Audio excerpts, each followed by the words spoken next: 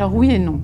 Je dirais oui parce que dans les deux cas, c'est des populations confrontées à une brutalisation, à un contexte de guerre, un contexte traumatique qui pousse à prendre la fuite. Non, dans la mesure où, bon, mais là on ne le sait pas encore, sans doute en mai-juin 1940, l'exode des Belges va être de très très courte durée. Grosso modo, ils partent entre le 10 et le 15 mai, disons que la plupart des gens partent, et fin juillet, début août, la plupart sont rentrés. Donc ça s'échelonne grosso modo sur les 3 mois d'été. Donc l'idée du retour, il est vraiment omniprésent.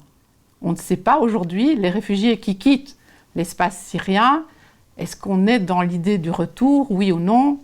C'est beaucoup plus problématique. On est là plus dans un contexte de guerre civile, hein, parce qu'aujourd'hui c'est véritablement une guerre civile qui se développe sur le terrain en Syrie.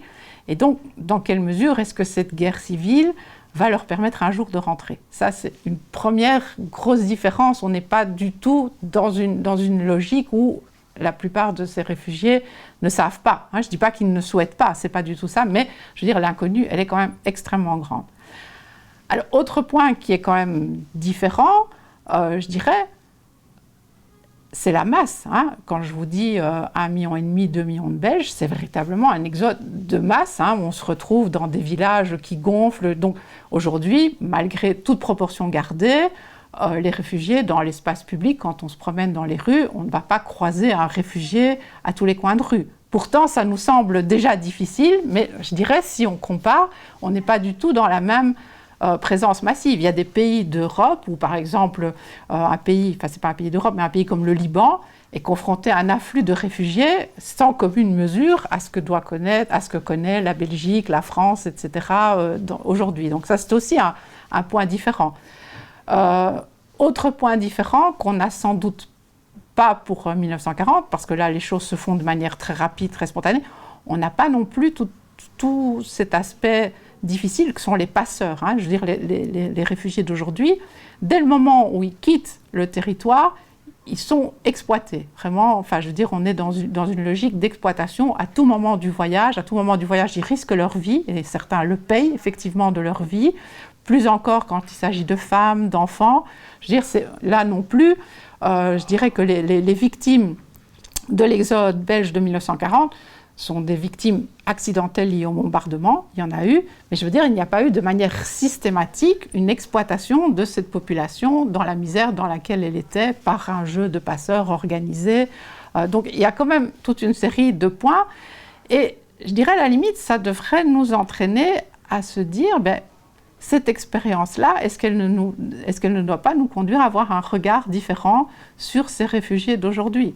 Ils sont, je veux dire, on a l'impression qu'ils sont très très très nombreux, mais si on compare à la situation que connaît un certain nombre d'autres pays, on est quand même dans des proportions qui sont relativement contrôlées, contrôlables, raisonnées, et on est dans un contexte quand même où ces réfugiés sont là, mais je dirais en plus, ils sont là, mais ils pourraient très bien demain partir ailleurs, ils sont véritablement comme en transit, donc je dirais que l'expérience de ce passé, cet exode doit nous amener à ouvrir les yeux, mais effectivement, il y a une série d'éléments qui distinguent quand même la situation de 1940 avec la situation d'aujourd'hui. Pour vous, en tant qu'historienne, est-ce qu'il y a danger avec le monde d'Internet où on livre toutes ces données personnelles?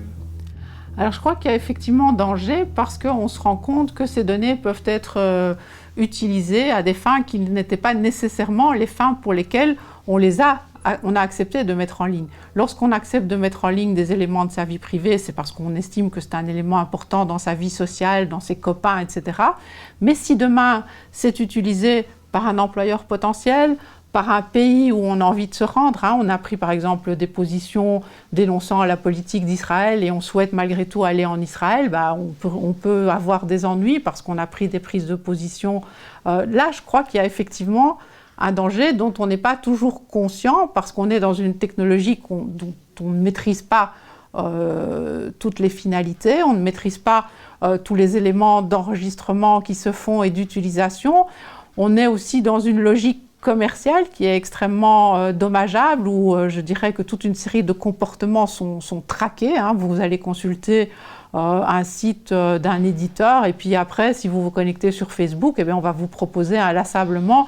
Donc on n'est plus dans une société où on choisit ce que l'on va voir, on nous impose toute une série de supports, de messages qui ne sont pas choisis. Et donc là, je crois qu'il y a effectivement lieu d'être extrêmement vigilant et qu'on ne se rend pas toujours compte. Hein. Ça part souvent de petites démarches innocentes. On a envie de partager avec ses copains des éléments d'information. Et puis, que deviennent ces éléments d'information? À quelle fin sont-elles utilisées? Sont-elles enregistrées? Et dans quelle mesure est-ce que dans 5 ans, 10 ans, hein, parce qu'on ne sait pas non plus, on a une grande inconnue, c'est comment sont stockées, conservées ces données, pendant combien de temps, qui y a accès et comment vont-elles peut-être un jour être utilisées. Si vous confiez sur Facebook que vous êtes homosexuel et que vous postulez dans un emploi, est-ce que vous avez envie que tous vos futurs collègues savent que vous avez fait ce choix-là? Bon, il y a là des comportements dont on ne mesure pas toute la portée qu'ils peuvent avoir sur le moyen, le long terme.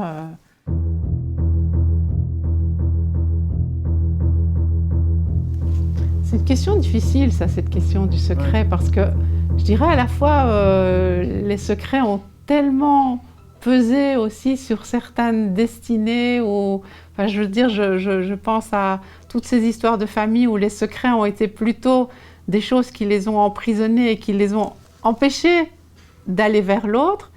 Et d'un autre côté, c'est vrai qu'effectivement, quand on est engagé, le secret est la condition de sa sécurité. Et donc, protéger son secret, c'est protéger sa liberté et c'est protéger sa possibilité d'agir. Donc, effectivement, on peut avoir, par rapport à cette idée du secret, des réactions très ambiguës, parce que j'aurais tendance à dire qu'un certain nombre de secrets, les premiers qui en ont sont les États. Les États ont leurs secrets, les armées ont leurs secrets, et souvent ces secrets-là pèsent lourd en termes d'exercice de la démocratie. Et donc, je veux dire, faire éclater ces secrets, hein, faire en sorte que l'information circule, que les choses soient transparentes, pour moi, est une garantie de démocratie. Donc, tout dépend, hein, je veux dire, il n'y a pas une réponse unique à cette question du secret.